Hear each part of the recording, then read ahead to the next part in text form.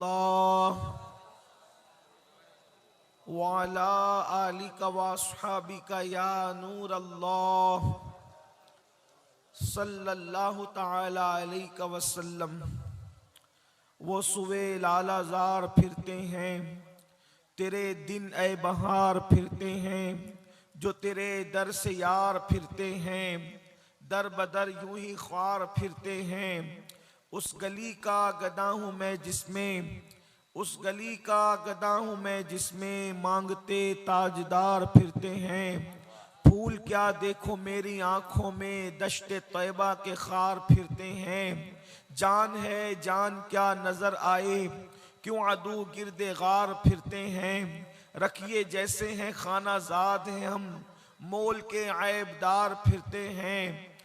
और आह कल ऐश तो किए हमने, आज वो बेकरार फिरते हैं। हाय गाफिल वो क्या जगह है जहां, पांच जाते हैं चार फिरते हैं। और कोई क्यों पूछे तेरी बात रजा, तुझसे कितने हजार फिरते हैं। आज की ये महफिल फैज़ाने ताजुश शरीआ कॉन्फ्रेंस के हवाले से इस्लाहे अकायद व आमाल से मुताल्लिक इनेकाद पजीर है। सरे शाम से आपने मुझसे बहुत बेहतर बा अमल और अहले इल्म, उलमा, खुतबा, दानिश्वर और मुफक्किरीन से उनके खिताबात समात फरमा लिए हैं। और अब सर्दी की इस तवील रात में, बल्कि रात के आखिरी पहर में आप और हम सब यहाँ पर मौजूद हैं। लेकिन मैं आप सब की हिम्मत को और दाद को सलाम पेश करता हूँ कि रात के आखिरी हिस्से में भी आप ऐसे जज्बे के साथ बैठे हुए हैं कि यूं लगता है जैसे मगरिब की नमाज के बाद ये मजमा यहाँ मौजूद है। यकीनन जहाँ भी जाते हैं लोग मोहब्बत देते हैं, लेकिन बाज़ इलाके वालों की मोहब्बत मुझे ऐसा लगता है कि आखिरी दम तक मेरे सीने पर नक्श रहेगी। उनमें से एक आपकी मोहब्बत भी है। लेकिन मैं आपकी मोहब्बत का नाजायज़ फ़ायदा नहीं उठाऊंगा। बहुत मुख्तसर में अपनी गुफ्तगू को इख्तिसार के साथ पूरी करने की कोशिश करूंगा। हालांकि मुंतज़मीन महफिल ने मुझे बहुत सारे अनावीन की फहरिस्त सुनाई है। अल्लाह की तौफीक से कोशिश की जाएगी कि उन सारे अनावीन को समेटने की कोशिश करूं। अल्लाह रब्बुल इज़्ज़त की बारगाह में दुआ करता हूं कि अल्लाह तबारक व ताला जिन्होंने इस महफिल को सजाया, कमेटी के तमाम अरकान, कारकुनान, यहाँ के उलमाए किराम, इमाम मसाजिद, और जिन लोगों ने भी जिस तरह से इस महफिल में सजाने में जिस तरह की भी कोशिश की, वो यहाँ मौजूद है या नहीं मौजूद है, अल्लाह ताला सबको अपनी शान के मुताबिक बेहतर सिलाता फरमाए। और आया करीमा के जिस हिस्से की तिलावत की गई है, अल्लाह तबारक व ताला उसके मुतालिक मुझे हक कहने और आप सबको हक सुनकर उस पर अमल करने और उसे आम करने की तौफीक अता फरमाए। बहुत जल्दी से बगैर किसी तमहीद के या बहुत मुख्तसर तमहीद के साथ कुछ गुफ्तगू पेश करना चाहता हूँ। बहुत तवज्जो से आप सुने और मुख्तसर ही बात होगी, लेकिन आप आखिर तक मेरे साथ रहें तो बड़ी नवाजिशात आपकी। मेरे आका सल्लल्लाहु अलैहि वसल्लम के दीवानों, इस वक्त तो पूरे हिंदुस्तान में इस्लाही मुआशरा के जलसे शबाब पर है। कोई खित्ता हो, कोई इलाका हो, कोई सूबा हो, कोई रियासत हो, हर जगह एक आवाज़ है मुआशरे की इस्लाह, मुआशरे की इस्लाह। और जितने इस्लाही मुआशरा के जलसे हो रहे हैं, जितनी महफिलें हो रही हैं, जितने खुतबा और उलमा की मेहनत हो रही है, उससे ज़्यादा जराइम बढ़ते जा रहे हैं। सुधरने वालों की तादाद कम है, बिगड़ने वालों की तादाद ज़्यादा है, सुनने वालों की तादाद ज़्यादा है, अमल करने वालों की तादाद कम है। अल्लाह अकबर।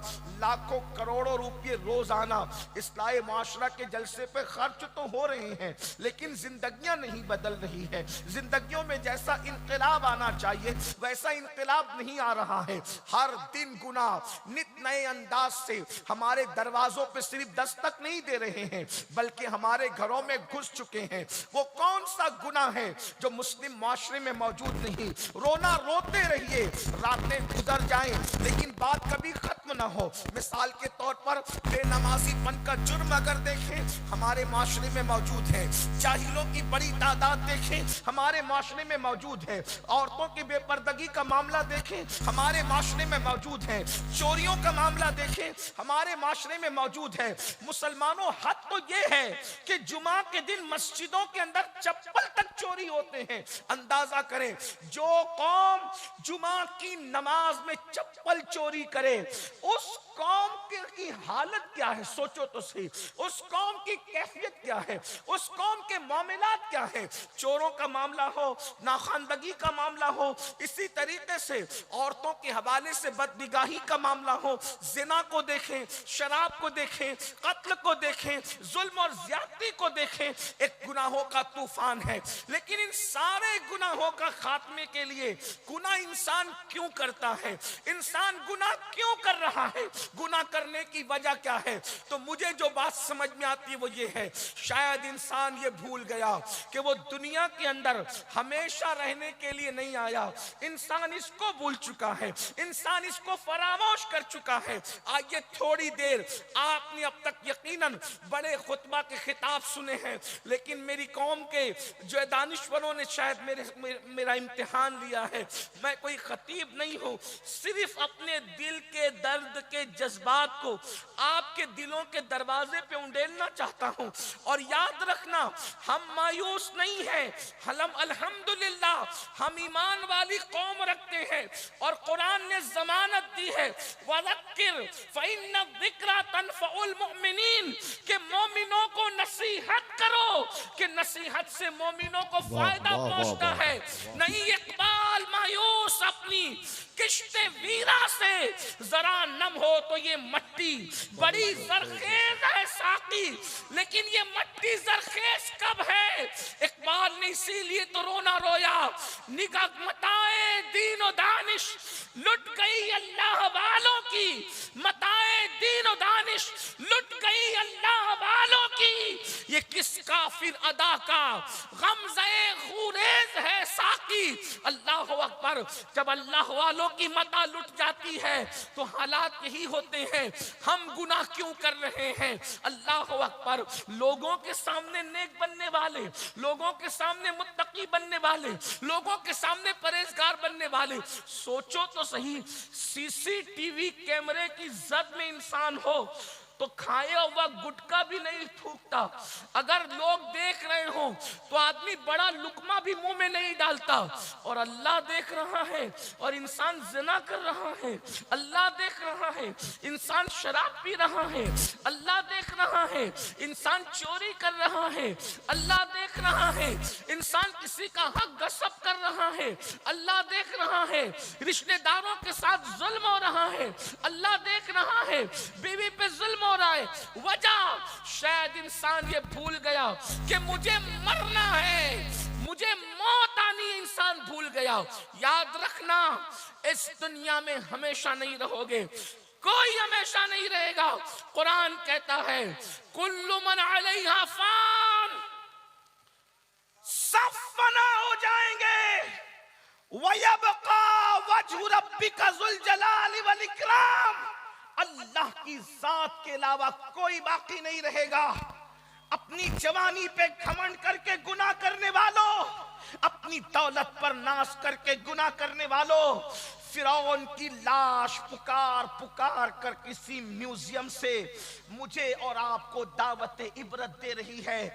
जब कोई खुदा के कानून को पैरों तले रौंद देता है, जब कोई अल्लाह के कानून को पीठ के पीछे डाल देता है, तो मेरा अल्लाह उसको कैसे दावत इबरत बना देता है। आज तक फिरौन को कब्र नसीब नहीं है, कब्र। फिरौन मौत भूल गया था। फिरौन को मौत याद नहीं थी।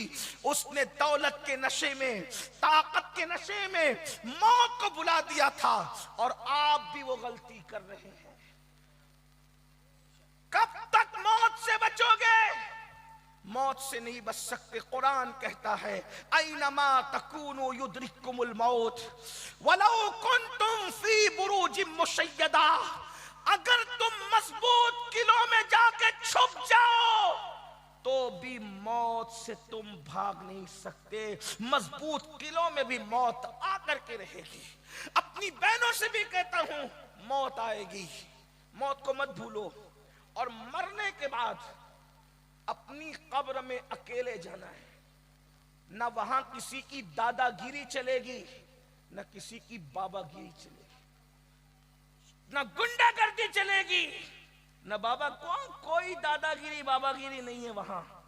वहां सिर्फ और सिर्फ ईमान के बाद नेक अमाल की पुरशिश है। और अल्लाह ने भेजा इसलिए हमें। दुनिया में आने का मकसद कुरान बयान करता है अल्लज़ी खलक़ल मौत वल हयात लियब्लुवकुम अय्युकुम अहसनु अमला, कि हमने जिंदगी और मौत को पैदा करके तुम्हारा इम्तिहान लिया है कि कौन थोड़ी सी जिंदगी को पाकर अच्छा अमल करता है। थोड़ी सी जिंदगी को लेकर के आयो, बहुत थोड़ी जिंदगी, जिंदगी बहुत थोड़ी लेकर आयो। बहुत ज्यादा जिंदगी नहीं अपने पास, बहुत टाइम नहीं अपने पास। अगर सूफिया के फलसफे के तहत जिंदगी देखना चाहे तो कितनी अपनी जिंदगी, इसको फिल्मों के लिए, जिना की फिल्म के लिए, अय्याशी के लिए, आवारगी के लिए, जुल्म के लिए, ज्यादती के लिए रखा है। कितनी है? सूफिया फरमाते हैं फलसफे मौत में हयात तो बस इतना है, पैदा हुए, अजान हुई और मर गए, नमाज हुई। हालांकि फिक़ह का इससे कोई ताल्लुक नहीं है, इस अजान और नमाज का फिक़ही, लेकिन ये सूफिया का फलसफा जिंदगी बयान करने का अंदाज है। क्या? पैदा हुए, अजान हुई, कान में, मर गए, नमाज जनाजा। तो अजान और नमाज, बल्कि अजान भी नहीं, अजान के बाद अकामत भी हो गई, अजान के बाद इकामत भी हो गई। और इकामत और जमात में जितना वक्फा होता है बस इतनी अपनी जिंदगी। कितनी जिंदगी है? इस जिंदगी के लिए अब सुनो, ये चंद घड़ियों की जिंदगी, इसमें गुनाह करोगे तो न खत्म होने वाला अजाब सामने है। और अगर इसको सही इस्तेमाल करके अच्छा अमल करोगे तो फिर हमेशा हमेशा के लिए जन्नत की नेमतें हैं, जन्नत की बहारें हैं। अब आप पर है, करते क्या हो? और फिर सुनो, आसानी से मौत नहीं आती। थोड़ी देर जरा मौत को सुन ले कि मौत कैसे आती है। मौत कैसे आती है? हजरत सैयदना अब्दुल्ला इब्ने अम्र इब्ने आस फरमाते हैं कि मैंने अपने अब्बा हजरत अम्र इब्ने आस से पूछा, बाबा मौत के वक्त कैसा लगता है? जिस घाटी से आपको और हमें गुजरना है, जिस मौत को बुला रखा है। हजरत अम्र इब्ने आस से जब उनके शहजादे, वो खुद भी सहाबी हैं, उन्होंने पूछा बाबा मौत के वक्त कैसा लगता है? तो हजरत अम्र इब्ने आस फरमाते हैं, बेटा अगर किसी के सीने पर जमीन और आसमान को समेट के रख दिया जाए। फकी अबुल्लाह समरकंदी अपनी किताब में लिख रहे हैं, मैं अपनी बहनों से कहता हूं बेपर्दगी के साथ किसी मर्द के सामने आने से पहले इस हदीस पे गौर करना। मैं अपने भाइयों से कहता हूं जब नफ्स वर्गलाए किसी औरत पर पाप की नजर डालने के लिए तो सोचना कि हमें किस घाटी से गुजरना है। रिश्तेदारों पे जुल्म करने से पहले सोचो किस घाटी से गुजरना है। माँ बाप की बद्दुआ लेने से पहले सोचो किस घाटी से गुजरना है। कानों में ईयरफोन लगाकर गाने सुनने से पहले सोचो किस घाटी से गुजरना है। सालन में नमक ज्यादा होने पर बीवियों पर हाथ उठाने और उनको तलाक की धमकियां देने से पहले सोचो किस घाटी से गुजरना है। अल्लाह दूर नहीं, एक दिन मौत है, मौत। अम्र इब्न आस कहते हैं जब इंसान मरने लगता है तो उसके सीने पर इतना वजन रख दिया जाता है, ऐसा लगता है कि जैसे जमीन और आसमान को समेट कर उसके सीने पे रखा गया है। अगर चक्की का पत्थर रख दिया जाए ना सीने पे, क्या हो? जमीन और आसमान के बराबर वजन किसको कहते हैं? अगर ये हदीस में नहीं आता तो शायद मुझे बोलने की हिम्मत नहीं होती। फकीह लिख रहे हैं, हदीस पाक में मौजूद है। थोड़ी देर के लिए तसव्वुर करो कि इस घाटी से गुजरना, किस मकाम से गुजरना है। बड़ी माजरत के साथ मेरे जवानों, ये शायरी की दुनिया अलग है और हदीसों की दुनिया अलग है। शायरी में आदमी जो कह दे, मौत के वक्त जो होगा देखा जाएगा। ये सहाबा कह रहे हैं, अरे चक्की का पत्थर सीने पे अगर कोई बीमारी के वक्त रख दिया जाए तो हमारा क्या बनेगा? मौत के वक्त जमीन और आसमान के बराबर वजन सीने पे रखा जाता है, क्या बनेगा आपको? कुछ तो सोचो, कुछ तो गौर करो। किसी औरत पर पाप की नजर डालने से पहले कभी सोचा होता कि हमारा क्या बनेगा? जिना के अड्डों को आबाद करने से पहले सोचा होता हमारा क्या बनेगा? लुक्मा हराम खाने से पहले सोचा होता हमारा क्या बनेगा?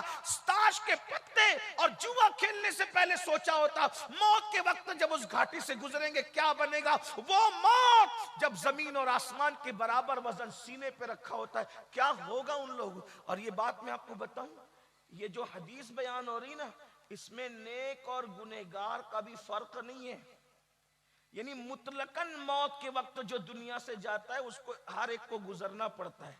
फिर ये और बात है कि अल्लाह रसूल का करम अगर हो जाए, हुजूर जलवा फरमा अगर हो जाए, तो फिर आदमी के लिए उस मौत की तकलीफ हल्की हो जाती है। लेकिन अगर हुजूर नजरें फेर लें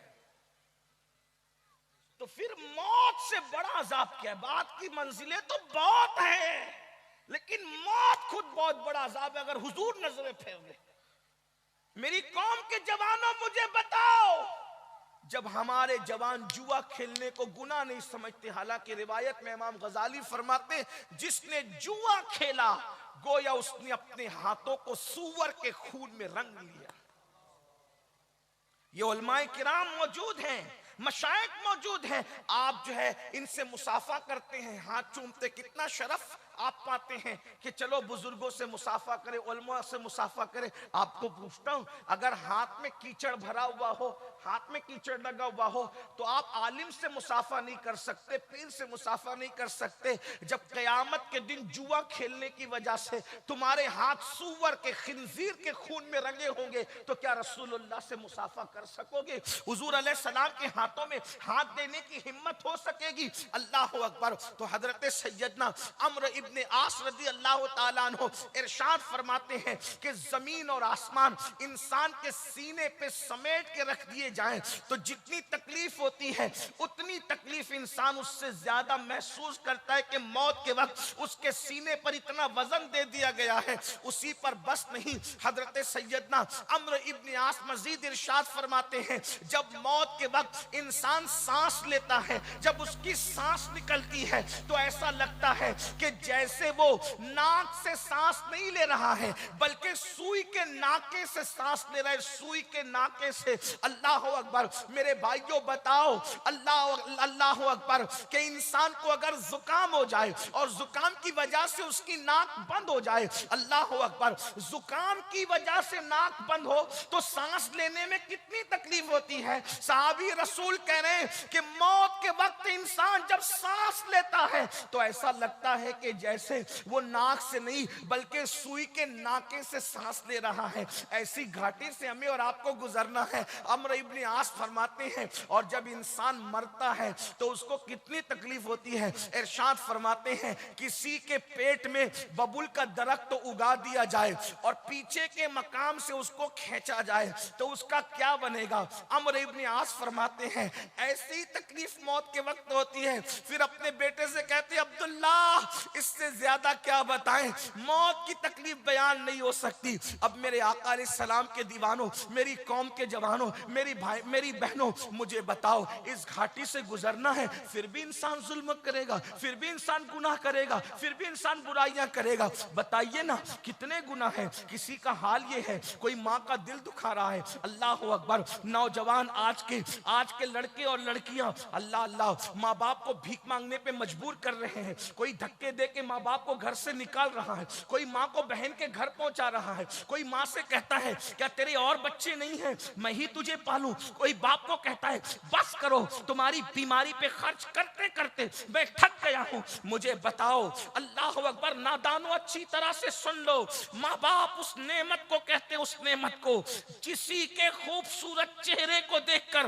वो सवाब नहीं मिलता जो माँ बाप के झुर्री पड़े हुए चेहरों को देख के मिलता है। मेरे आका फरमाते हैं, जिसने माँ बाप के चेहरे को मोहब्बत की निगाह से देखा, अल्लाह उसको मकबूल हज का सवाब अता फरमाता है।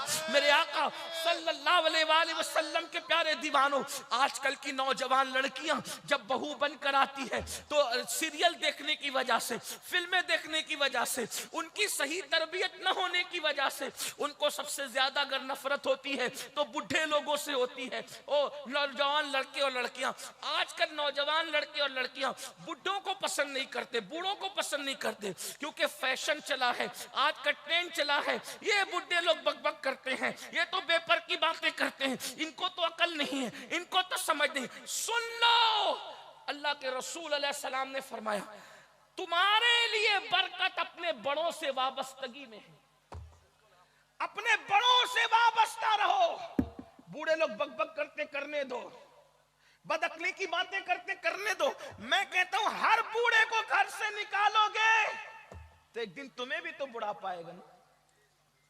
अपना क्या बनेगा, अपना क्या बनेगा। और याद रखना, ये हमारा इम्तिहान है, इम्तिहान कि हम बुढ़ापे में पहुंचने के बाद माँ बाप के साथ सुलूक क्या करते। और ये भी याद रखो, इस्लाही माशरा के जलसे में आने वालों, इस्लाही माशरा की गुफ्तगू सुनने वालों, जिसके दामन में माँ बाप की दुआ नहीं है, वो इंसान करोड़पति हो जाए, अरबपति हो जाए, खरबपति हो जाए, वो कभी कामयाब नहीं हो सकता। दुनिया का सबसे कामयाब इंसान वो है जिसके दामन में माँ बाप की दुआ है। अगर माँ बाप की दुआ है तो इंसान दुनिया में भी कामयाब है और आखिरत में भी कामयाब है। आप क्या समझ रहे हैं माँ बाप की दुआ को? माँ बाप की दुआ चोर और डाकुओं को वली बना देती है, और माँ बाप की बद्दुआ वलियों की विलायत को भी छिनवा देती है। इसलिए अपने माँ बाप का दिल न दुखाओ। आजकल की लड़कियां शौहर को कहती, तुम्हारे अम्मा अब्बा रहेंगे, हम नहीं रहेंगे। मैं जानता हूं कि सास को इल्म नहीं होता, नए दौर की बहू के मुकाबले में उसकी नहीं बनती, लेकिन बहुओं को सोचना चाहिए कि आज मैं बहू हूं, कल मैं भी तो सास बनूंगी। आज किसी का बेटा मेरा शौहर बना है, कल मेरा बेटा किसी का शौहर बनेगा। और एक बात ये याद रखना, अल्लाह के रसूल ने फरमाया, कमा तदीनु तुदान, कमा तदीनु तुदान, तुम जैसा करोगे तुम्हारे साथ वैसा ही किया जाएगा। अगर तुमने किसी का बेटा छीन कर किसी औरत को वीरान किया, तुम्हारा एक नहीं दो छीना जाएगा। जितना तुम किसी को सताओगी उससे ज्यादा कोई तुम्हें सताएगा। सास बहू के झगड़े आज घर घर है, और हर बहू चाहती है कि मेरी सास ससुर मेरे साथ रहे, मैं आराम से रहूं। मेरी बहन, आज तो किसी की माँ को किसी के बेटे से दूर करेगी, जुदाई पैदा करेगी, अल्लाह कयामत के दिन तुझे सजा देगा, लेकिन उससे पहले दुनिया में तेरी गोद खाली होगी मेरी बहन। मैं बतौर बद्दुआ नहीं कह रहा हूं, आगाह करने के लिए कह रहा हूं। याद रखना, अल्लाह के रसूल ने बोला, कमा तदीनु तुदान, तुम जैसा करोगे तुम्हारे साथ वैसा किया जाएगा। और जब आज तुम किसी को दुख दोगी सास की शक्ल में, कल तुम्हारी बहुएं भी तुम्हें दुख दे। खिदमत करो उनकी, वो बकबक करती है तो बर्दाश्त कर लो मां समझ कर। आइए चलिए एक मैं नुस्खा पेश करता हूं, सास बहू का झगड़ा खत्म कैसे हो। बहुत आसान नुस्खा मेरे पास, बहुत आसान। उसमें पहले एक वाकया बताऊंगा, आपको समझ में आएगा नुस्खा क्या है, तवज्जो करना। लेकिन बहनों से कहता हूं, अपने शौहर को उसकी मां से अलग मत करो, क्योंकि तुम्हारी जन्नत तुम्हारा शौहर है और तुम्हारे शौहर की जन्नत उसके माँ बाप है। वो बीवी कभी भी अक्लमंद नहीं है जो अपने शौहर को अपने माँ बाप से अलग करे। अपने शौहर को जहन्नमी मत बनाओ, मत बनाओ जहन्नमी। ये चंद दिन है, गुजार लो। और एक बात याद रखना, शौहर बीवी जो वो सास बक बक करती है, तकलीफ देती है, मुसीबत देती है, आप उससे प्यार करो। देखो, सबसे प्यार करना सीखो। मैं आपसे भी कहता हूं, मोहब्बत करना सीखो। अल्लाह के रसूल सल्लल्लाहु अलैहि वसल्लम ने फरमाया, मेरे अल्लाह ने मेरी तरबियत की और मुझे अखलाक सिखाए। क्या अखलाक सिखाए? आका फरमाते, मेरे अल्लाह ने मुझे 3 बातें सिखाई। जो तुमसे दूर भागे तुम उसके करीब जाओ। ये सिर्फ सांस के लिए नहीं है, हर मुसलमान इस 3 बात को गौर से सुने। आका फरमाते, जो तुमसे दूर भागे तुम उसके करीब जाओ। रिश्तेदार दूर भागते करीब जाओ, चचा ताया दूर भागते करीब जाओ, दोस्तों दूर भागते करीब जाओ। आका ने हमें अखलाक सिखाए, जो तुमसे दूर भागे तुम उसके करीब जाओ। जो तुम्हें तोड़े तुम उसको जोड़ो। तोड़ने का मुकाबला तोड़ने से नहीं करो, जो तुम्हें तोड़े तुम उसको जोड़ो। और फिर जो तुमको महरूम करे तुम उसको अता करो। 3 बातें अपने अंदर पैदा करो, उसकी बरकत देखना। याद रखना मेरे भाइयों और मेरी बहनों, जब भी नफरतों में और मोहब्बतों में जंग होती है, नफरत हमेशा हार जाती है, जीत हमेशा मोहब्बत की होती है। नफरत के मुकाबले में कभी नफरत मत बांटो, नफरत के मुकाबले में मोहब्बत देना सीखो। अहले नफरत हार जाएंगे, अहले मोहब्बत जीत जाएंगे। नहीं जानते? अल्लाह अकबर। किसी के हाथ में तलवार है, कोई तलवार लेकर नफरत में भरपूर आता है, आज तो मोहम्मद को कत्ल कर दूंगा। किसी के हाथ में तलवार है, किसी के होठों पे दुआ है, अल्लाह उमर को ईमान नसीब फरमा। देखो, नफरत हार गई, मोहब्बत जीत गई। तलवार हाथ में लेने वाला कयामत तक के लिए गुलाम बन गया। नहीं देखते? तारीख है, तारीख है, तारीख है। नफरतें हमेशा हारने के लिए है, मोहब्बत हमेशा। मोहब्बत पे जिनके हाथों में पत्थर थे उनके लिए मेरे नबी की दुआ थी, अल्लाहुम्मा हदी कौमी, ए अल्लाह मेरी कौम को हिदायत अता फरमा। अल्लाहुम्मा हदी कौमी फइन्नहु ला यालमून, ये मुझे नहीं जानते। मोहब्बतें जीत गई। फतेह मक्का के दिन वही लोग मुजरिम की तरह सर झुकाए खड़े थे। आकाश से वो सोचते थे कि अभी शान अबरू होगा और खून की नदियां बहेगी। लेकिन जानते हुजूर ने क्या किया? हुजूर ने क्या किया? फरमाया, जाओ मैंने तुम सबको माफ कर दिया। क्या असर हुआ? जो चांद के टुकड़े देखकर मुसलमान नहीं हुए थे, जो चांद के टुकड़े देख के मुसलमान नहीं हुए थे, नबी के माफ करने का अंदाज देखकर मुसलमान हो गए। ये है मोहब्बत। मोहब्बत बहुत पावरफुल चीज है। तलवार जहां हार जाती है वहां मोहब्बत काम करती। तो हजरत महबूब इलाही का फरमान है, निजामुद्दीन औलिया सरकार फरमाते हैं, कांटों के मुकाबले में कभी कांटे मत बिछाना, वरना दुनिया कांटों से भर जाएगी। कांटे बिछा के सुकून नहीं मिलता, कांटे उठा के सुकून मिलता। आज आप कहते हो ना मौलाना सब है सुकून नहीं है, क्यों? सब है, एसी है सुकून नहीं, पंखे है सुकून नहीं, अच्छा खाना है सुकून नहीं, मुर्ग मुसल्लम मुरग्गन ग़िज़ा सुकून नहीं, अच्छे कपड़े सुकून नहीं, अच्छा मकान है सुकून नहीं, अच्छी दुकान है सुकून नहीं, अच्छा कारोबार है सुकून नहीं, औलाद है सुकून नहीं, बीवी है सुकून नहीं, माँ बाप है सुकून नहीं। कहते हो सब कुछ है सुकून नहीं। नादान, सुकून नरम बिस्तरों से नहीं मिलता। दूसरों को सुकून अता करो, तुम्हें खुद सुकून की दौलत नसीब हो जाए। आज तुम्हारे ज़मीर इसीलिए बेकरार है कि तुमने प्यार देना छोड़ दिया, तुमने मोहब्बत देना छोड़ दिया। अरे मेरे अजीज, कुत्ते को रोटी दो तो इतना सुकून मिलता है, माँ बाप की खिदमत करने पे कितना मिलेगा?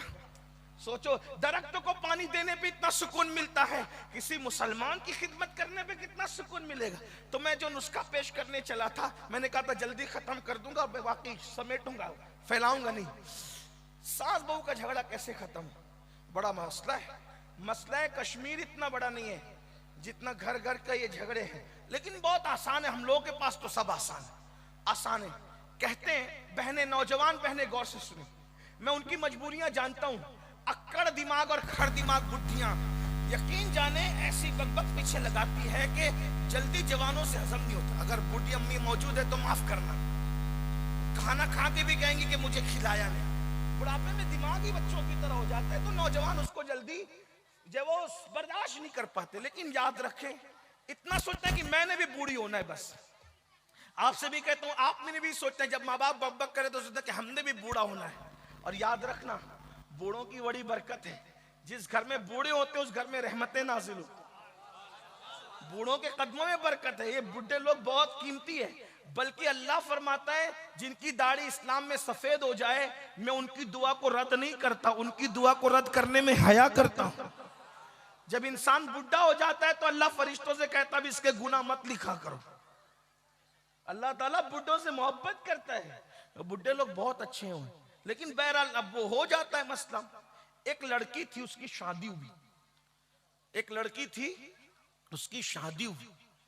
शादी होकर के जैसे ही वो अपनी ससुराल गई, शौहर तो था बहुत अच्छा, मियाँ बीवी में पटती भी अच्छी थी, लेकिन बड़ी भी पीछे लगी रहती थी। ये नहीं किया, वो नहीं किया, वो नहीं किया, वो नहीं किया, वो नहीं किया।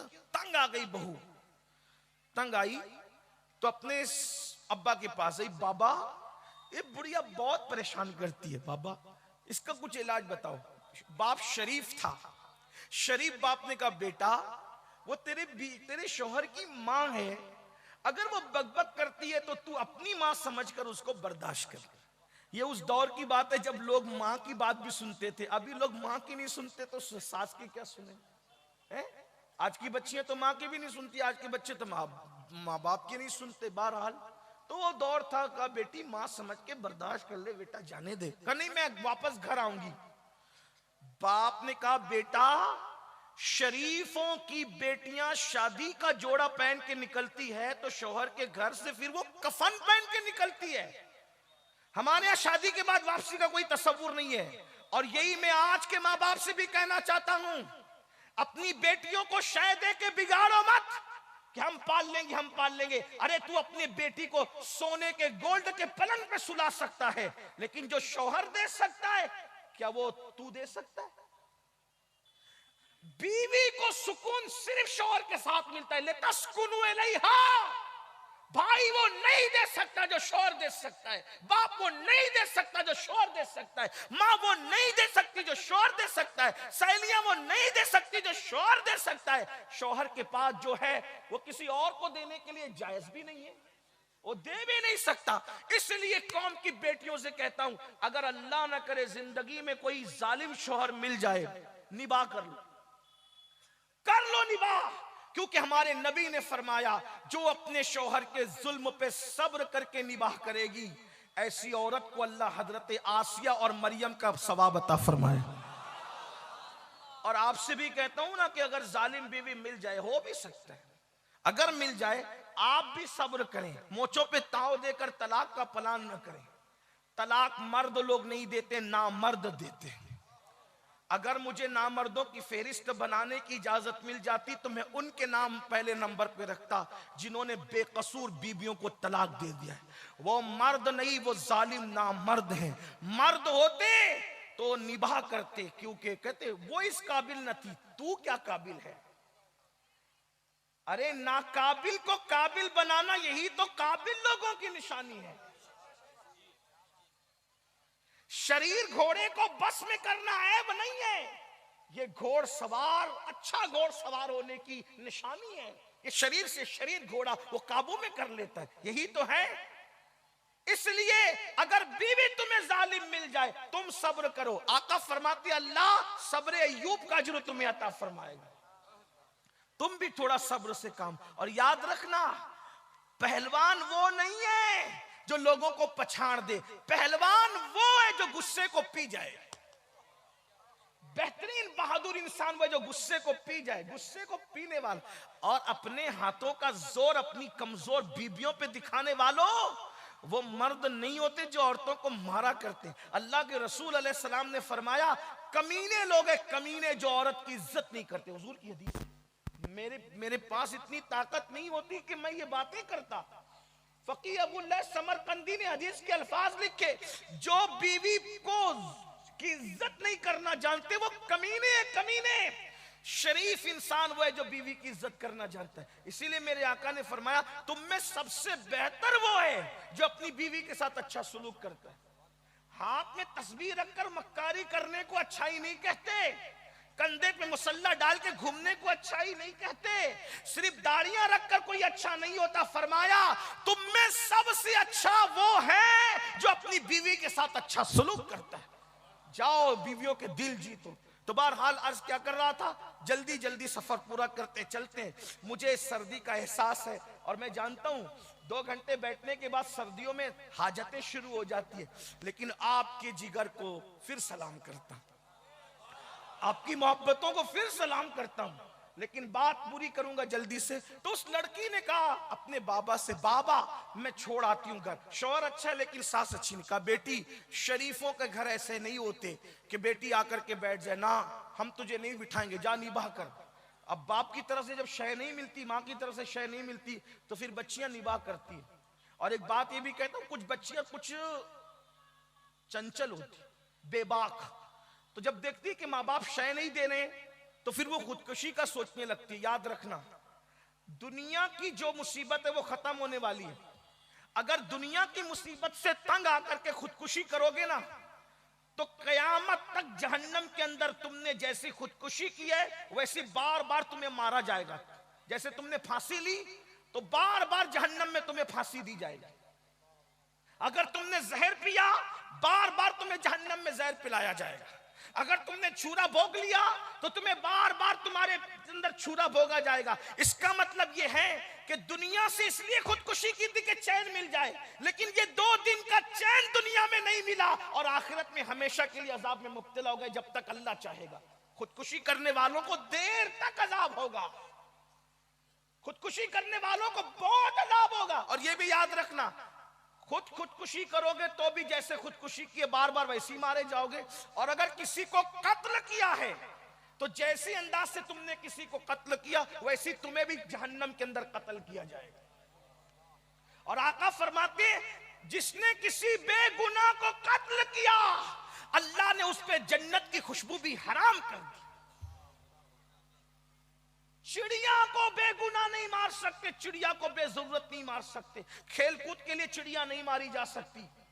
अगर आपको खाना है और जो उलमा ने जो बताए हैं मामलात, उसी अगर कोई खेल कूद के लिए चिड़िया की जिंदगी से खेले, हदीस पाक में आया है, अल्लाह के रसूल अलैहिस्सलाम फरमाते हैं, किसी ने किसी चिड़िया की जिंदगी से खेल किया होगा तो वो चिड़िया अल्लाह से फरियाद करेगी, मौला फलां ने मेरी जिंदगी के साथ खेला था, आज अदल और इंसाफ का दिन है, मुझे इंसाफ चाहिए। अल्लाह के रसूल फरमाते हैं, चिड़िया की फरियाद बिजली की कड़क की तरह सुनाई देगी और अल्लाह फरमाएगा, आज इंसाफ का दिन है। अगर किसी ने चिड़िया की जिंदगी से भी खेला है उसके अमाल बर्बाद किए जाएंगे और उसको मुंह के बल घसीटते हुए जहन्नम में दाखिल किया जाएगा।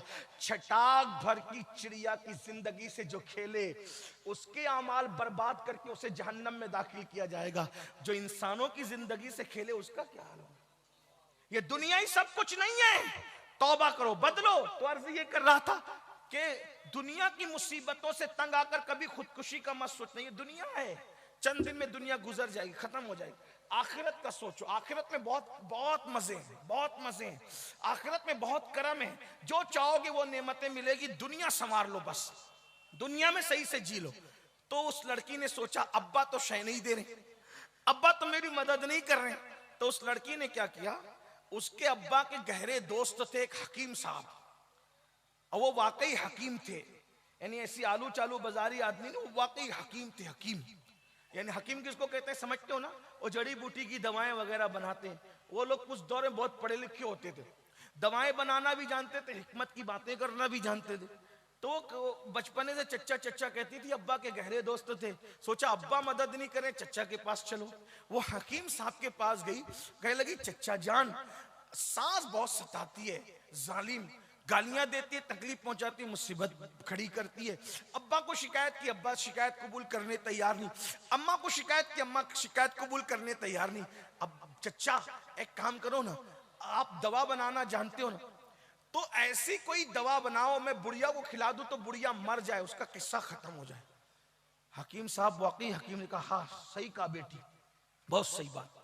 लेकिन तेरा रोज उससे झगड़ा होता है, तेरी सास, अगर बुढ़िया अचानक मरेगी तो लोगों को शक होगा ना कि बहू ने मार डाला। अपने एक आइडिया चलते हैं, क्या उसको अचानक नहीं मारते, 3 महीने के अंदर मरेगी बुढ़िया, लेकिन उसको हम लोग थोड़ा सा स्लो पॉइजन यानी थोड़ा थोड़ा जहर रोज देंगे उसको।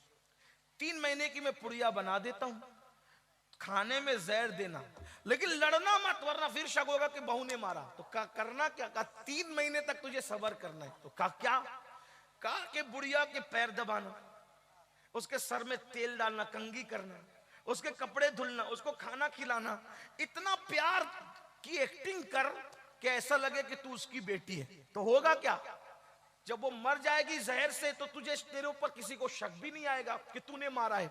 उसने कहा 3 महीने अगर बुढ़िया को झेल लूं तो हमेशा के लिए मेरी राहत ही राहत है। तो चलो 3 महीने पैर दबाने में जाता क्या है, 3 महीने खाना खिलाने में जाता क्या, 3 महीने खिदमत करने में जाता क्या है। बुढ़िया लेकर आई चुपके से, अब आई तो बड़ी भी ने कहा कहां गई थी, अम्मा वो तो मैं ऐसे ही वैसे गई, तो अपना अंदाज प्यार का।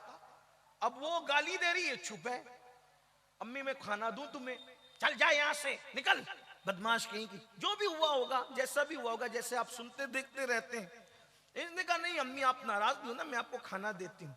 एक बात याद रखना मेरे अजीज, कुत्ते को भी प्यार दो ना तो कुत्ता भी दुम हिलाने लगता है, बकरी को भी सहलाओ ना तो बकरी और गाय भी गर्दन झुका देती है। प्यार में वो असर है, प्यार में वो तासीर है। पत्थर भी मोम होता है, कुत्ते भी जेर होते हैं, जानवर भी सर झुकाते हैं। आप कभी किसी जानवर के हाथ बदन पे हाथ फेर के देखना प्यार से, न गर्दन झुकाए तो फिर कहना, फितरत है। मोहब्बत की तासीर, मोहब्बत बड़ी पुरअसर है, मोहब्बत में बड़ी तासीर है। जो मुहिम हथियारों से सर नहीं होती वो मोहब्बतों से सर हो जाती है। एक दिन गुजरा, उसने वो पुड़िया खाने में मिला दी, नाश्ते में खाने में मिलाकर बुढ़िया को दिया। पैर दबा रही है, सर दबा रही है, कपड़े पेश कर रही है। बुढ़िया सोच रही है इतने मूड में आज कैसे है, ये बदमाश हमेशा सताती रहती है, मुंह चलाती रहती है, और ये आज बड़ी खिदमत कर रही है। सोचा हो सकता कोई बात हो। दूसरा दिन फिर वही, तीसरा दिन फिर वही। बहू के दिमाग में चल रहा है 3 महीने खिदमत करो, हमेशा के लिए छुट्टी पाओ। जैसे ही 8-10 दिन गुजरे, अब ये प्यार देने वाली बहू प्यार दे रही, तो बुढ़िया ने सोचा या अल्लाह मेरी बहू मुझे इतना प्यार दे रही, मैं वही कमबख्त दिल में उसका कीना लेके बैठी। तो बुढ़िया ने भी सोचा जब बहू बदल गई तो मुझे भी बदल जाना चाहिए। अब वो दोनों में प्यार हो गया, झगड़ा खत्म हो गया, मोहब्बत खत्म हो गई। 8-10 दिन में ये हुआ तो बहू जो है वो सास को मां की तरह लगने लगी, और बहू सास जो है वो बहू को, बहू के लिए बहू जो है वो सास को बेटी की तरह दिखने लगी। अब वो सास बहू एक दूसरे के बगैर रह नहीं रहे, इधर मोहब्बत हुई तो उधर भी मोहब्बत हो गई। अब बेटी बेटी बेटी कह के पुकारती है, घर का माहौल बदल गया, झगड़ा खत्म हो गया, ये हो गया वो हो गया, ये भी इसके बगैर नहीं, वो भी उसके बगैर नहीं। इसको अचानक ख्याल है अरे बुढ़िया तो 3 महीने बाद मर जाएगी, मेरी इतनी अच्छी सास 3 महीने बाद मर जाएगी। 15 दिन के बाद रोते धोते पहुंची, चच्चा चच्चा वो जो आप हमने 15 पुड़िया तो खिला दी उसको और वो मर जाएगी, तुमने 3 महीने के लिए कहा था। मेरी सास मुझसे बहुत प्यार कर रही है चच्चा, जो मुझसे इतना प्यार करे वो मर जाए मुझे गवारा नहीं, चच्चा मेरी सास को बचा लीजिए। मुस्कुराकर बड़े मियां ने कहा बेटी मैं जानता था जब तू अपनी सास को प्यार देगी ना बेटा तो वो भी तुझसे प्यार करने पे मजबूर हो जाएगी। तो किसी को पागल कुत्ते ने तो नहीं काटा ना कि मोहब्बत के बदले में नफरत ही करे, लेकिन एक ना एक दिन मोहब्बत अपना असर दिखाती है। बेटा मैंने जहर नहीं दिया था, वो तो ऐसे ही तू, अगर मैं मना करता तो तू कहीं और चली जाती, गलत रास्ते भी चली जाती, किसी बदमाश के पास चली जाती जो वाकई तुझे जहर देता। तो मैंने सोचा कि मना भी ना करूं और ये काम भी कर दूं। तो मैं जानता था जब तू प्यार करेगी तो वो भी प्यार करेगी। मेरी बहनों ये पुड़िया आप भी लेकर जाओ, अपनी सास की खिदमत करो, नंदों की खिदमत करो, जिठानियों की खिदमत करो। आपसे भी कहता हूं लोगों से प्यार करो। मेरे आका अलैहिस्सलाम के दीवानों, ये कादरी फकीर आपकी बस्ती में तुम्हें गारंटी दे के जा रहा है, सब से प्यार करो, दुनिया कदम में न झुक जाए तो फिर कहना। आखिरी बात अर्ज करूं आपके सामने, बस तवज्जो से सुन ले। आखिरी बात अर्ज करूं आपके सामने, अल्लाह के रसूल ने किस किस को माफ किया, अल्लाह के रसूल ने कैसे कैसे लोगों को माफ किया, जानते हैं? आखिरी बात देखो, हुजूर ने कैसे माफ किया। माफ करना सीखो। आका अलैहिस्सलाम फरमाते, माफ करने से इज्जत नहीं जाती और सदका देने से माल कम नहीं होता। माफ करो, खुदा तुम्हारी इज्जत बढ़ाएगा। सदका दो, अल्लाह तुम्हारे माल में बरकत अता करेगा। एक सुने तवज्जो से, आखिरी बात उसको अपने अल्फाज के जामे में पेश कर रहा हूं, तवज्जो से सुन। मक्का फतेह हुआ, फतेह मक्का का दिन था। अल्लाह के रसूल ने फरमाया कोई किसी पे तलवार नहीं उठाना। साहबा ने कहा ठीक है, लेकिन हुजूर अलैहिस्सलाम ने कुछ लोगों के नाम ब्लैक लिस्ट में गोया के रखे थे, यानी ये दिखे तो उसको, दिखे तो कत्ल कर देना, क्योंकि वो लोगों ने किए ही थे ऐसे काम। उनमें से कुछ लोग थे, उनमें एक नाम था वहशी। ये वहशी कौन है जानते? वहशी, वहशी, अल्लाह अकबर। ये वहशी वो शख्स है, वो जवान है जिन्होंने रसूलुल्लाह के सगे चचा हजरत अमीर हमजा को कत्ल किया और कत्ल करके सीना चीरा था और एक औरत के हवाले किया था। उस औरत ने वो कच्चा चबाया था, कलेजा और थूका था। कान काटे थे, होठ काटे थे, नाक काटे, उंगलियां काटी थी। लेकिन ये बात याद रखें, जिन लोगों ने भी ऐसा किया बाद में वो मुसलमान हुए और हुजूर ने उनको माफ किया। तो इस्लाम लाने से पहले अगर किसी ने कुछ कर दिया तो इस्लाम लाने के बाद हम उस पर तान नहीं कर सकते। याद रखना, हुजूर ने जिनको माफ कर दिया, अब हम उन मुर्दे गड़ों को, उन गड़े हुए मुर्दों को नहीं उकेल सकते। कुछ लोग ऐसा करते हैं। याद रखना, जिसको रसूलुल्लाह ने माफ कर दिया, अब हम गुलाम होने की हैसियत से उन पे क्रिटिसाइज नहीं कर सकते, नुक्ताचीनी नहीं कर सकते, उनके ऐब बयान नहीं कर सकते। तो हुजूर ने कैसे अपना बनाया? वहशी एक हबशी गुलाम है, छोटी छोटी आंखें, निशाने बाज है। अमीर हमजा को कत्ल किया और कान काटे, नाक काटी, उंगलियां काटी। आका का फरमान था, वहशी दिखेगा उसको जहां दिखे कत्ल कर दे, जहां दिखे।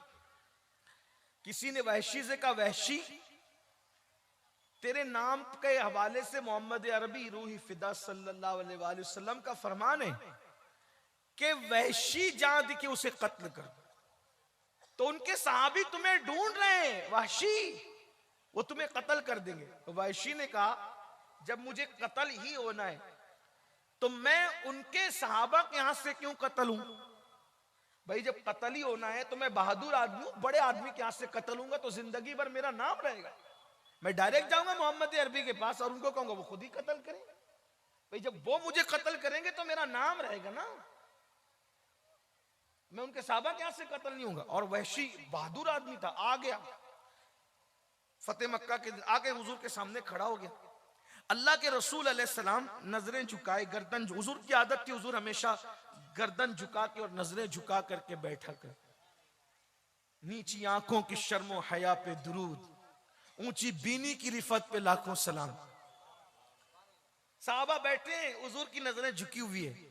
वहशी मजबूत जिस्म आदमी, कद छोटा है, आंखें छोटी छोटी है, और वहशी जो है वह हबशी नस्ल है, मजबूत जिस्म, बहुत तेज और तर्रार, आके खड़ा होता है और मुखातिब होता है, ऐ मोहम्मद सल्लल्लाहु अलैहि वसल्लम, क्या आपने मेरे कत्ल का हुक्म दिया? हुजूर ने नजर उठाई, कौन है तू? मुझी को वहशी कहते हैं, हमजा का कातिल हूं मैं। हाँ, मेरे चचा को तूने कत्ल किया, उनका सीना चीरा, कान काटे, नाक काटी, होंठ काटे, जबान काटी, उंगलियां काटी, औरतों ने उसको पिरो करके जेवर की शक्ल में पहना था। तू ये ना मेरे चचा का कातिल वहशी, तू है ना? हाँ, मैंने ही कत्ल किया आपके चचा को, इसीलिए हुक्म है तुम्हें कत्ल किया जाए। तो अचानक उसकी जबान से निकला, ऐ मोहम्मद सल्लल्लाहु अलैहि वसल्लम, क्या आप मुझे माफ नहीं कर सकते? कौन? चचा का कातिल, वो चचा जिनको हुजूर बाप का दर्जा देते, अपने चचाओं में उनसे बेपनाह प्यार करते थे। सोचो मुसलमानों, हम नबी के नाम पे जान देने की बात करते हैं, लब्बैक या रसूल अल्लाह के नारे लगाते हैं, हुजूर को आइडियल बनाने की बात करते हैं, लेकिन आज हमारा अंदाज क्या है? हमारी फूफियों से हमारी नहीं बनती, हमारे चचाओं से हमारी बात बंद है, हमारे रिश्तेदारों से हम नफरत करते हैं। याद रखना, मौलमा की मौजूदगी में मैं अर्ज किए जा रहा हूं, दाढ़ी, टोपी और नमाज तुम्हें उस वक्त तक जन्नत में नहीं ले जा सकती जब तक तुम्हारे सीनों में अपने रिश्तेदारों के लिए, मोमिनों के लिए मोहब्बत न हो। अल्लाह के रसूल फरमाते हैं, उन लोगों के सजदे और उनकी दुआएं उनके सर के ऊपर नहीं जाती जिनके दिलों में मुसलमानों के लिए कीना होता है। अपने दिलों को झांक के देखो, चचाओं के लिए कीना, बड़े अब्बू के लिए कीना, दादियों के लिए कीना, भाइयों के लिए कीना, भाभियों के लिए कीना। और सजदों पे घमंड करने वालों, तुम्हारे सजदे तुम्हारे मुंह पे मारे जा रहे हैं। क़यामत के दिन जब अल्लाह की अदालत में खड़े होंगे, मुखज्जराने कौम मिल्लत कहलाने वालों, हाजी नमाजी कहलाने वालों, दाढ़ी टोपी वाले कहलाने वालों, ये दुनिया में तो तुम्हें टाइटल मिल गए, लेकिन जब अल्लाह की अदालत में खड़े होंगे तो तुम्हारा नेकियों का दफ्तर जीरो होगा, जीरो। उस दिन पछताओगे, मैंने तो हज भी किया था, उम्रे भी किए थे, ज़कातें भी दी थी, नमाज़ें भी पढ़ी थी, कहाँ गई मेरी नेकियां? लिखी नहीं गई। तो कहा जाएगा, बंदे क्या तुझे याद नहीं, अल्लाह के रसूल ने फरमाया कि जिसके दिल में मुसलमान के लिए कीना है उसकी नेकियां तो जाया हो गई, उसकी नेकियां तो लिखी ही नहीं गई, उनके मुंह में मार दी गई उनकी नेकियां। क्या बनेगा आपका? क्या बनेगा? कब तक नफरतों के सौदागर बनकर जिंदगी गुजारोगे? हम नफरत के लिए नहीं आए, जात के लिए लड़ना कुत्तों का काम है, इंसानों का काम नहीं। अपनी जात के लिए कुत्ते लड़ते हैं, इंसान नहीं लड़ा करते। आज हम अपनी जात के लिए लड़ रहे हैं, छोटी छोटी बातों पे लड़ रहे हैं। एक की बकरी ने दूसरे के आंगन में पेशाब कर दी, उसी पर कत्ल हो जाता है।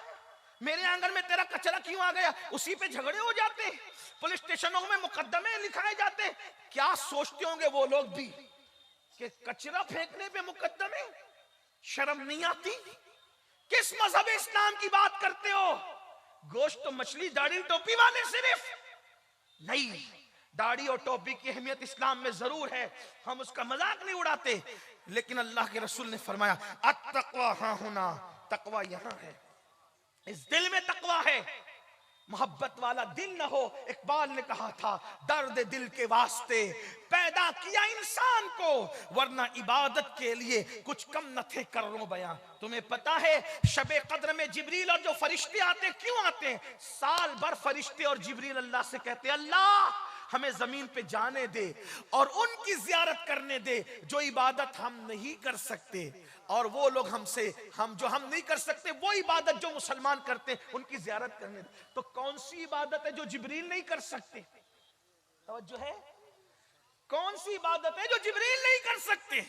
कौन सी इबादत है जो फरिश्ते नहीं कर सकते और आप और हम करते हैं? और जिब्रील खाते नहीं ना मेरे अजीज, जिब्रील खाते नहीं है ना, वो खाने से महफूज है, पाक है। तो क्या होता है, अब वो इबादत जो जिब्रील नहीं कर सकते तुम करते हो। कौन सी? भूख मुझे लगी है, खाना मेरे पास है और मैंने वो खाना किसी और को खिला दिया। ये काम जिब्रील नहीं कर, फरिश्ते नहीं कर सकते ना, क्योंकि फरिश्ते तो खाने से पाक है।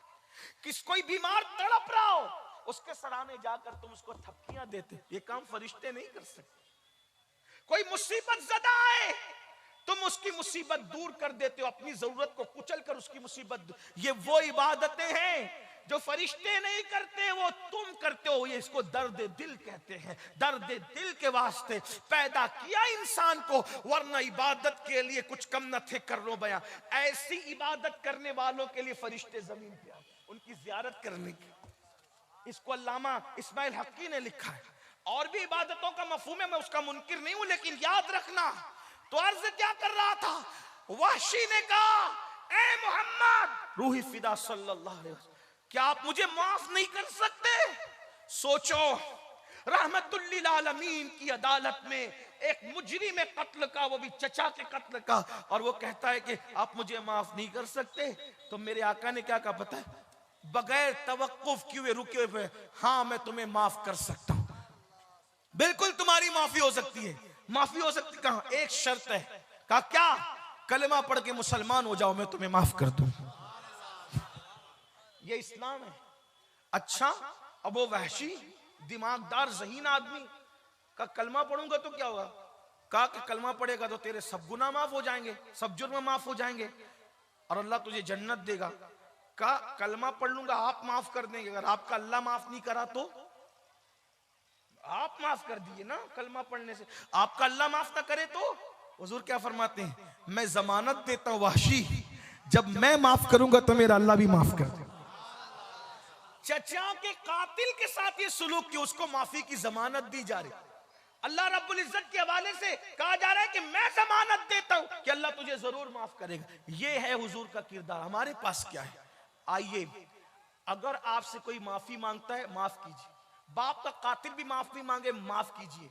और अगर आप माफ नहीं करते, अल्लाह के रसूल ने फरमाया, जो दुनिया में माफी मांगने वालों को माफ नहीं करेगा, कयामत के दिन अल्लाह उसको माफ नहीं करेगा।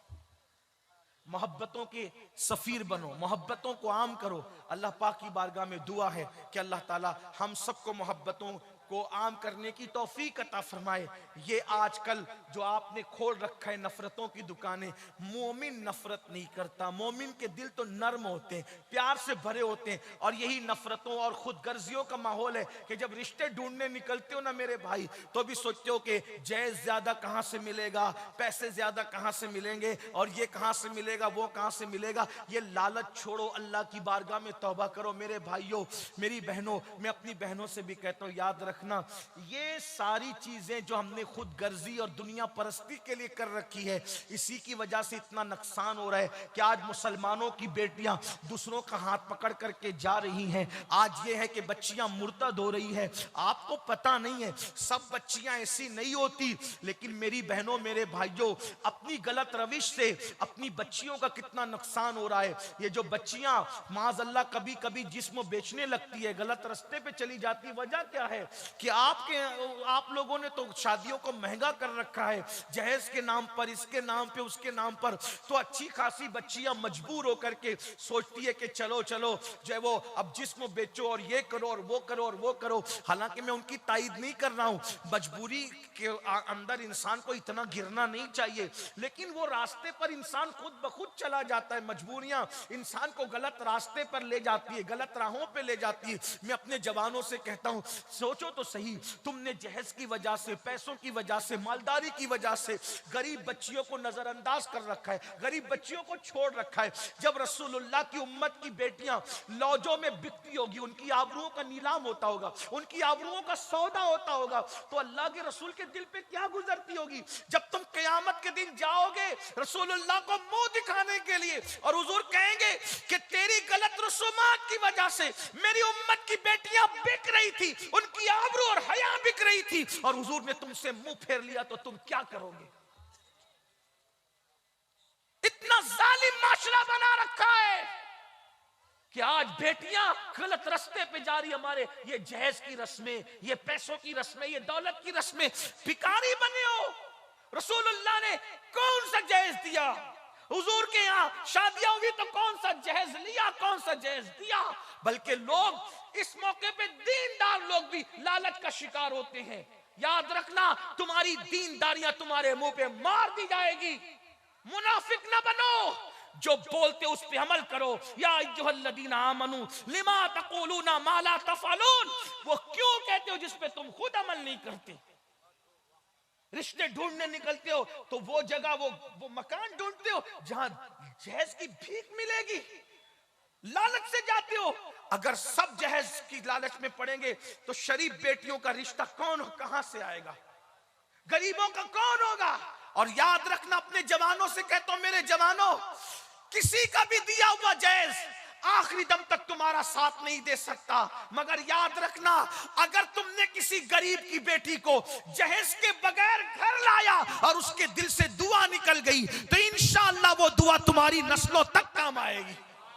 जहेज नस्लों तक काम नहीं आएगा, जहेज नस्लों तक काम नहीं आएगा, लेकिन दुआएं नस्लों तक काम आएगी। मैं तो आखिरी बात कहने चला था, लेकिन इशारा हुआ, एक बात और सुन ले, बस उस पे बात पूरी। एक बात और, हालांकि इतनी रात गए, मैं खुद भी तकरीर को पसंद नहीं करता, मैं लोगों से कहता हूं कि मैं हंसा नहीं पाता हूं तकरीर में, तो मुझे 11 बजे माइक दे दिया। लेकिन कुछ लोगों के अपने तकाजे होते हैं, तो बहरहाल सुन ले। अपनी बहनों से भी कहता हूं, अपने बेटों को बेचो मत बेचो, जहेज के बदले बेटों को मत बेचो। जब तुम शादियां करने निकलती हो तो बड़े घर की बेटियां, पढ़ी लिखी बेटियां बहुत ढूंढने निकलती हो। एक बात आपसे कहूं, बहुत कीमती बात, कुछ याद रहे ना रहे, अच्छा डॉक्टर, अच्छा शौहर हो ये जरूरी नहीं। खूबसूरत लड़की, अच्छी बीवी हो ये जरूरी नहीं। अच्छा मुकर्रिर, अच्छा शौहर हो जरूरी नहीं। अच्छा वकील, अच्छा शौहर हो जरूरी नहीं। अच्छा टीचर, अच्छा शौहर हो जरूरी नहीं। अच्छी मुदर्रिसा, अच्छी बीवी हो जरूरी नहीं। तो मेरी आपसे गुजारिश ये है, मालदार वकील, डॉक्टर शादी के मौके पे ढूंढने मत निकलो। तवज्जो है, वकील ढूंढने निकलो मुकद्दमे के लिए। ध्यान रखना, बहुत कीमती बात कहने जा रहा हूं, आपकी तवज्जो। वकील ढूंढने निकलो मुकद्दमे के लिए, वकील की जरूरत मुकद्दमे में है। डॉक्टर ढूंढने निकले इलाज के लिए, इलाज के वक्त डॉक्टर की जरूरत है। टीचर ढूंढने निकलो पढ़ने लिखने के लिए, पढ़ाई के लिए टीचर की जरूरत है। शादी करने निकलो, डॉक्टर, वकील, टीचर, इंजीनियर, मौलाना, खतीब, अदीब ढूंढने की जरूरत नहीं। जब शादी करने निकलो तो औरत अच्छा शौहर ढूंढे और शौहर अच्छी बीवी ढूंढे। शादी हम क्या कर रहे हैं, शादी में डॉक्टर ढूंढ रहे हैं, तो डॉक्टर तो मिलता है, अच्छा शौहर नहीं मिलता है ना। हम शादी के मौके में मालदार ढूंढ रहे हैं, मालदार तो मिल जाती, अच्छी बीवी नहीं मिलती। तो जब शादियों के लिए निकलो तो सिर्फ अच्छा शौहर तलाश करो, सिर्फ अच्छी बीवी तलाश करो। और याद रखना, कोई अनपढ़ भी कभी अच्छे शौहर का किरदार निभा सकता है, कोई गरीब भी कभी अच्छी बीवी का किरदार निभा सकती है, अगर उसके दिल में अल्लाह का खौफ और खशियत मौजूद है तो। ये बात याद रखना। आज हम सब ढूंढ रहे हैं, अच्छी बीवी नहीं ढूंढ पा रहे, क्योंकि हमने बीवी की हैसियत से ढूंढा ही नहीं। हम सब ढूंढ रहे हैं, अच्छा शौहर नहीं ढूंढ पा रहे, क्योंकि हमने अच्छे शौहर की हैसियत से ढूंढा ही नहीं। हम तो सौदेबाजी के लिए निकले। ये मुशरिकों की रसूमात थी जिसको तुमने अपनाया। और याद रखना, ये इस्लामी माशरा के जलसे माफ करना आपको जन्नत में शायद न ले जा सके, क्योंकि आपने तो अपने माशरे में मुशरिकीन की रसूमात दाखिल। ये जहेज का मांगना लेना देना हमारे मजहब में कहां है कि अपने मजहब में बताओ। हमारे मजहब में तो ये कि एक सेब खाने पर शादी हो जाती है, और वो भी बतौरे सजा सुनाया जाता है। अंधी है, लंगड़ी है, लूली है ना, यही कहा जाता है ना। और वो नौजवान उस सजा को सजा के तौर पे बखुशी कबूल करते हैं। अगर सेब की माफी इसी पर है कि अंधी बीवी चाहिए, लंगड़ी चाहिए, लूली चाहिए, सब ले लेंगे, लेकिन कयामत में सेब का जवाब कौन देगा, है ना। कोई जहेज था साथ में, कोई कपड़े थे साथ में, क्या था। गौसपाक सिर्फ बिरयानी खाने के लिए, गौसपाक के वालिद बुजुर्गवार का ये किरदार नहीं आपके सामने। बहनों से पूछता हूं, मुसीबत में सिर्फ गौसपाक को पुकारती हो, कभी गौसे पाक की अम्मी अब्बा का किरदार भी देखा। और गौसपाक की अम्मी ये भी नहीं कहती आने वाला तो अजनबी मुसाफिर है, मैं उसके साथ कैसे जाऊं, उसका तो खुद का घर भी नहीं है, खुद का मकान नहीं है, कैसे अबू साले से निकाह हो। लेकिन वो सोचती है खुद का मकान हो ना हो, लेकिन अल्लाह से इतना डरने वाला है कि एक सेब की सजा के तौर पे कबूल कर रहा है किसी को। ये होते किरदार, ये दीन, ये मजहब हम कहां है। तो बात में जो करने चला था इख्तिताम पे, यही कि मजबूरियां गलत रास्ते पे डालती है बेटियों को, बेटों को। एक मर्तबा का वाकया है, 5-7 बहनें थी, 5-7 बहनें थी, उनको रिश्ते नहीं आ रहे थे। जैसे आजकल माहौल है, गरीब को कोई नहीं पूछ रहा है। दीनदार लोग भी ना सिर्फ जलसे में कहते हैं हजरत तकरीर करना, हजरत की तकरीर पे कौन अमल कर रहा है। दीनदार लोगों के यहाँ भी जब बड़े घर देखे जाते थे, कहते आपने तो कहा था, तकरीर तो आप ही ने करवाई थी ना मौलाना से, अब आप जब वो मालदार घराना, क्या करूं हजरत मेरी बीवी नहीं मान रही।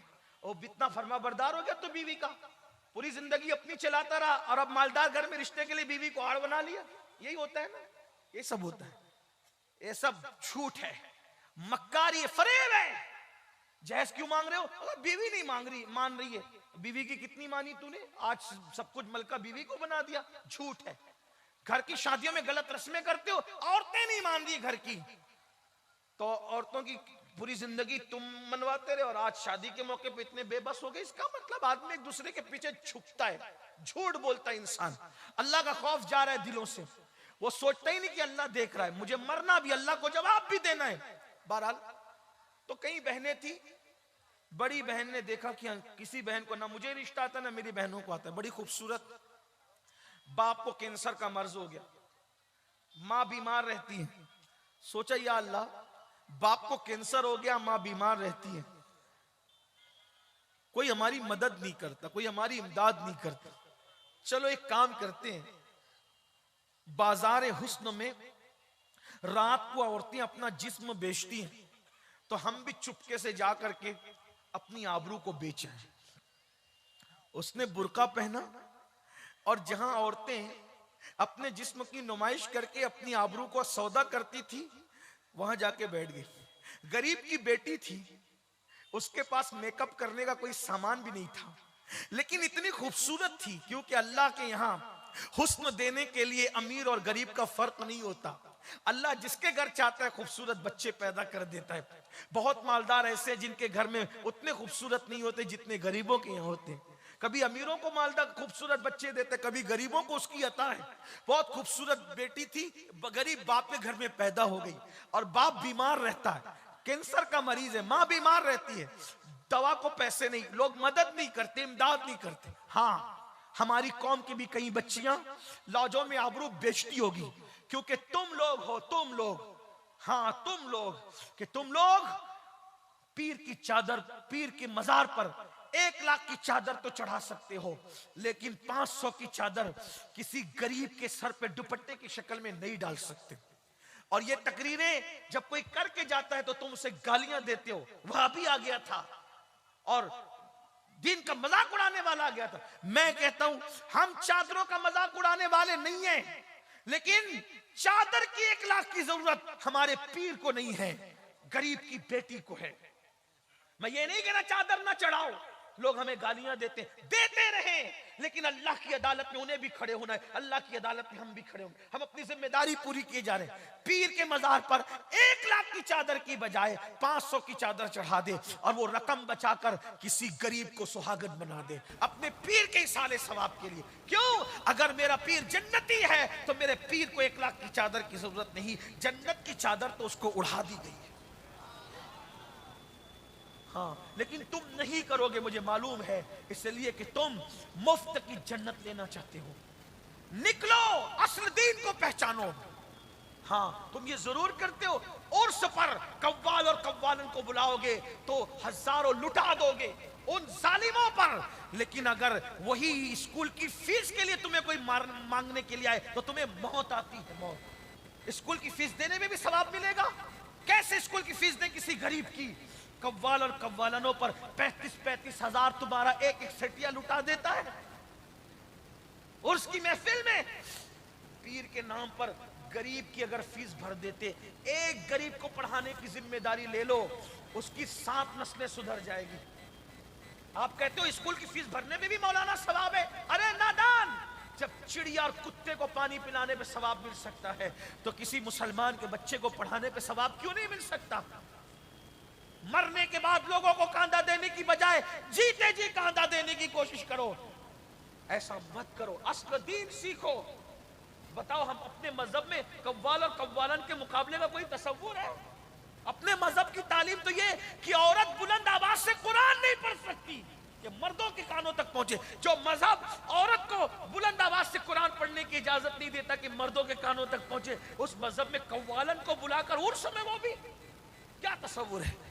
शर्म करो, अल्लाह को जवाब देना है, मरना है तुम्हें। ऐसी महफिलों में शिरकत मत करो। लेकिन मैं ये भी जानता हूं, तुम जलसों में जितने आते हो ना, उससे ज्यादा उन खुराफात की महफिलों में जाते हो। उलमा कहते हो तो तुम मानते नहीं हो, इसलिए कि कलकत्ता, मुंबई, दिल्ली और सऊदी और दुबई के सेठिए अपनी मर्जी चलाना चाहते गांव में आकर, वो उलमा की नहीं मानना चाहते। लेकिन याद रखना, दौलत के गुरूर और घमंड में अल्लाह के कानून को पीठ के पीछे डालने वालों, जब वो फिरौन को दरिया में गर्क कर सकता है तो तेरी दौलत की औकात क्या है? जब वो लंगड़े मच्छर से नमरूद को हलाक कर सकता है तो तेरी दौलत की औकात क्या है? इसलिए याद रखना, दौलत के घमंड में अल्लाह के कानून को पीठ के पीछे मत डालना, वरना अल्लाह बर्बाद करेगा। जो अल्लाह देना जानता है वो अल्लाह छीनना भी जानता है। तो मैं अर्ज कर रहा था, बात इख्तिसार खत्म करते, उस लड़की ने सोचा मेरे बाप को कैंसर है, कोई मदद नहीं करता, माँ बीमार है, कोई मदद नहीं करता, बहनों को रिश्ते नहीं आते, कोई मदद नहीं करता। तो क्या किया उसने? कहा चलो जिस्म ही बेच लें, बाप के लिए दवा का इंतजाम तो हो जाएगा। बड़ी दर्दनाक है ये सूरत हाल। गरीब के पास तो आबरू और गैरत ही होती है, अगर वो भी बिक जाए तो फिर गरीब के पास रह क्या जाए, है ना। मेरे आका ने गरीबों से बहुत मोहब्बत की। आज हमारे दिलों में गरीबों के लिए कोई मोहब्बत नहीं। हम तो मुसाफे भी अमीर और गरीब देखकर करते हैं, हम तो जनाजों में भी अमीर और गरीब देखकर जाते हैं, हम तो दावतों में भी गरीब और अमीर देखकर जाते हैं। बड़ी माजरत के साथ, अगर गरीब बीमार पड़े तो उसका कोई पुरसाने हाल नहीं, मालदार बीमार पड़े तो दूर दूर से लोग उसकी खैरियत पूछते। याद रखो मुसलमानों, मेरे नबी अमीर और गरीब का फर्क मिटाने आए थे। सरकार गौसे पाक ने अल्लाह से अर्ज किया, मौला मैं तुझे कहां ढूंढूं? तो इल्हाम होता है, अब्दुल कादिर तू मुझे गरीबों में तलाश कर, तू मुझे वहीं पे पा ले। आज हमने क्या किया? बड़ी माजरत के साथ दीन को बांट दिया अमीर और गरीबों में। हमारा मजहब अमीर गरीब की तकसीम का नाम नहीं, हमारा मजहब तो सिर्फ इंसान इंसान और इंसान के लिए। हमारा मजहब तो मोहब्बत देने में मुसलमान और काफिर की भी बात नहीं करता। जो इंसान है इस्लाम उसको प्यार देता।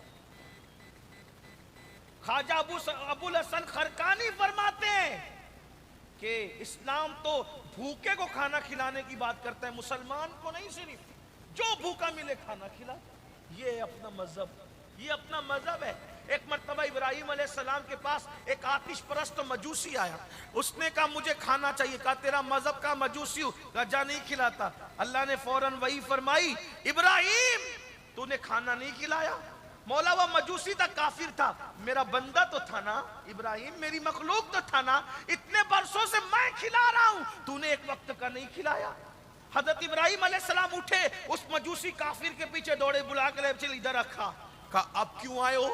कहा अल्लाह ने मुझ पे वही की, मेरा बंदा तो है ना, काफिर है मगर मेरा बंदा है, तूने खाना क्यों नहीं खिलाया? तो मजूसी ने कहा कि जो मेरा अल्लाह मेरा इतना ख्याल करता है, फिर मैं उसकी बगावत क्यों करूं, कलमा पढ़ा इस्लाम में दाखिल कर।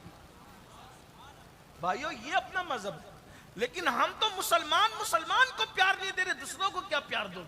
हाँ जो इस्लामी हुदूद है वो है, अपनी जगह है, लेकिन प्यार खाना खिलाना, प्यार देना, अखलाक से पेश आना, इसमें हुजूर अलैहिस्सलाम ने मजहब में भी कोई तफरीक नहीं फरमाई।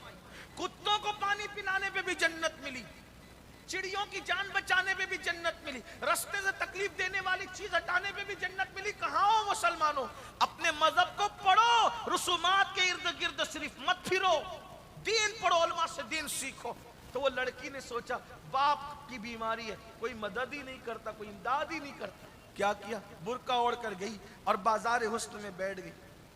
पूरे बाजार हुस्न में सबसे खूबसूरत वही लड़की थी, लेकिन खुदा का करना, अल्लाह की शान, जो आता उसके करीब आता तो ऐसा लगता कि कुदरती तौर पे उसकी नजर झुक जाती और आगे बढ़ जाती। ये देखती रहती कि अब आकर कोई सौदा करेगा, और अब आकर, क्योंकि अभी तक उसने कभी आबरू बेची नहीं थी, पहला इत्तेफाक था, सूबे इत्तेफाक, गुर्बत लाई थी आबरू बेचने के लिए। लेकिन जैसे कोई आता उसकी नजर झुक जाती, देखता ही नहीं उसको, आगे बढ़ जाता, देखता ही नहीं आगे बढ़ जाता। शाम से लेकर रात तक, आधी रात तक बाजार हुस्न सजा रहा। हर आने वाला अय्याश आया और अपनी पसंद की एक एक उठा ले गया, लेकिन इसको कोई ना ले गया। फूट फूट के रोई, और जाहिरी नाकामी पर और हकीकत में कामयाबी पर फूट फूट के रोई। बाप की बीमारी के इलाज के लिए आबरू बेचने आई थी, सो वो भी ना बिकी। मुझसे कम हसीन औरतों को लोग ले गए, लेकिन मुझे देखा तक नहीं। आधी रात हो रही थी, बल्कि आधी रात भी गुजर चुकी थी। घर में हंगामा था। माँ अपनी बेटियों से पूछ रही थी, तेरी बहन कहाँ है? बाप बेहोश हो रहा था, तेरी बहन कहाँ है, बताओ कहाँ है? कोई जवाब नहीं दे रहा था। आधी रात के बाद दरवाजे पे दस्तक हुई। बाप का कलेजा कांप गया। माँ के हाथों पर कपकपी तारी हुई। बहनों ने दरवाजा खोला तो आई, और आकर के जैसे ही बाप से लिपटी, बाप ने कहा, कम नसीब, कहां चली गई थी? आधी रात तक तू गायब कहां थी? कहां चली गई थी? तू गई कहां थी? जल्दी बता। तो बेटी ने बाप से फूट फूट कर रोते हुए कहा, अब्बू जरूर बताऊंगी, लेकिन पहले मुझे माफ कर दो अब्बू, फिर बताऊंगी। कहा बता कहां गई थी? कहा बाबा, आपकी बीमारी के लिए मोहल्ले में, इलाके में, गांव में कोई हमारी मदद नहीं करता। आपकी बीमारी को पैसे मांगते तो कोई इमदाद नहीं करता। तो मैंने सोचा कि बहनों की शादी हो जाएगी, आपका इलाज हो जाएगा, मैं अपनी आबरू बेचकर कुछ पैसे कमा लूंगी तो मैं इलाज कर सकूंगी आपका, बहनों की शादी। बाप की आंखें फट गई, गरीब हया से पानी पानी हो गया। तो कहा फिर क्या हुआ? कहा बाबा, फिर क्या हुआ? गई तो थी बाजार हुस्न में अपने आबरू का सौदा करने। बाप ने कलेजा पकड़ा, हाय अल्लाह। लेकिन बाबा, आपकी बेटी के करीब जो भी आता नजरें झुकाकर चला जाता। किसी ने मेरी आबरू का सौदा न किया। बाप की जान में जाने, अल्लाह तेरा शुक्र है। जैसे अल्लाह का शुक्र अदा किया तो कहा, बेटी अल्लाह की कसम तू सच बोल रही है? तू आधी रात तक बैठी ना, इंशाअल्लाह अगर जिंदगी भर भी बैठती तो कोई तुझे ताक कर न देखता, तेरी आबरू का सौदा न करता। तो बेटी ने कहा, अब्बा आपको इतना यकीन कैसे है कि कोई मेरी तरफ ताक कर न देखता, मेरी आबरू का सौदा न करता? तो बाप ने कहा, मुझे नबी के फरमान पे यकीन है। अल्लाह के रसूल ने फरमाया, कमा तदीन तुदान, तुम जैसा करोगे तुम्हारे साथ वैसे ही किया जाएगा।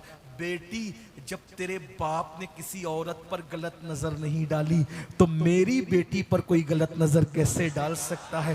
तेरे बाप ने जब भी किसी को देखा तकद्दुस की निगाह से देखा।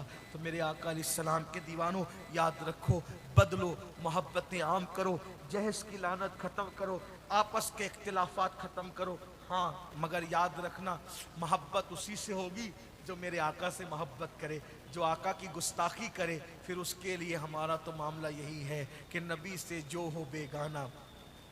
ताजुश्शरिया मसलक बयान कर रहे, उन्हीं के नाम की कॉन्फ्रेंस है। नबी से जो हो बेगाना उसे दिल से जुदा कर दे, पिदर मादर बिरादर जानो माल उन पर फिदा कर दे। आपस में मोहब्बत करो, प्यार करो और एक दूसरे को माफ़ करो। तुम एक दूसरे को माफ़ करो, अल्लाह तुम्हें माफ़ करेगा। शादियों की फजूल खर्चियाँ ख़त्म करो, गरीबों की बच्चियों को भी अपनाओ।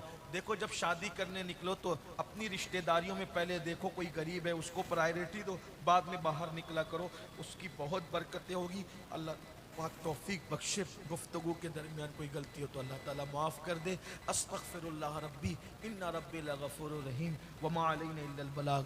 अस्सलामु अलैकुम व रहमतुल्लाहि व बरकातहू।